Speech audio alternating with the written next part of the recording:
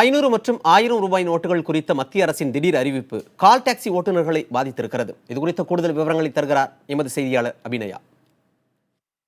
500, 1000 ரூபாய் நோட்டுகள் செல்லாது என அறிவிக்கப்பட்டதை தொடர்ந்து பல்வேறு தரப்பு பொதுமக்கள் பாதிப்புக்குள்ளாகி இருக்கின்றனர். அந்த வகையில் கால் டாக்ஸி ஓட்டுநர்களும் பாதிப்புக்கு உள்ளாகி இருப்பதாக அவர்கள் தெரிவித்திருக்கின்றனர்.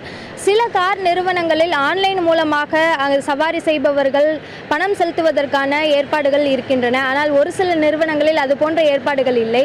அதேபோல் தனிச்சையாக கால் டாக்ஸி ஓட்டக்கூடிய ஓட்டுநர்களும் இருக்கின்றனர். தொடர்ந்து இப்போ ஏர்போர்ட் உள்ளே செல்ல வேண்டும் என்றால் அதிகமான கால் டாக்ஸி ஓட்டுநர்கள் இங்கு வெளியில் வருபவர்களை பிக்கப் செய்வதற்காக வருவது வழக்கம். அப்படி அவர்கள் வரும்பொழுது உள்ளே பார்க்கிங்காக பணம் செலுத்திவிட்டு உள்ளே செல்லக்கூடியது வழக்கம். ஆனால் அதில் சிக்கல் இருக்கக்கூடிய காரணத்தினால் உள்ளே பார்க்கிங் செய்ய முடியாமல் இங்கு ஏர்போர்ட்டுக்கு வெளியில் இருக்கக்கூடிய இந்த ஜிஎஸ்டி சாலையிலேயே கார்களை வரிசையாக நிறுத்தி வைத்திருப்பதை பார்க்க முடிகிறது. காரணம் குறித்து செல்வம் என்ற ஓட்டுநரிடம் கேட்கலாம். வணக்கம் சார், எதனால நீங்கள் கார் எல்லாத்தையும் இங்கே நிறுத்திருக்கீங்க, என்ன சிக்கல்? பொதுவாக நாங்கள் ஏர்போர்ட் பிக்கப் வரும்போது பார்க்கிங்கோ இல்லை வெளியில் டோலுக்கோ ட்ராவல்ஸ்லேயே எங்களுக்கு அட்வான்ஸுன்னு கொடுப்பாங்க. இப்போது இந்த 100 ரூபா 500 ரூபா நோட்டு 1000 நோட்டு செல்லாதுன்னு சொன்னனால அவங்கள்ட்டையும் 100 ரூபா நோட்டு இல்லை.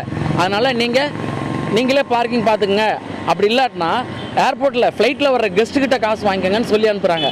அதனால் இப்போ உள்ளே போனால் எங்களுக்கு காசு கிடையாது. கெஸ்ட்டு வந்த பிறகு அவர் கால் பண்ண பிறகு உள்ளே போனோம்னாக்க அவர் 10 நிமிஷத்துக்குள்ளே பிக்கப் பண்ணி வெளில வந்துட்டால் காசு கிடையாது. 10 நிமிஷம் அலோட் பண்ணுறாங்க. அதனால் நாங்கள் எல்லோரும் வெளியில் ரோட்டில் வெயிட் பண்ணுறோம். காசு இருந்ததுன்னா உள்ளே பார்க்கிங் போட்டிருப்போம். இந்த ப்ராப்ளம் இருக்குது. எங்களுக்கு டீ சாப்பாடு செலவுக்கு இப்போ காசு இல்லை. வர்ற கெஸ்ட் கொடுத்தா தான் உண்டு.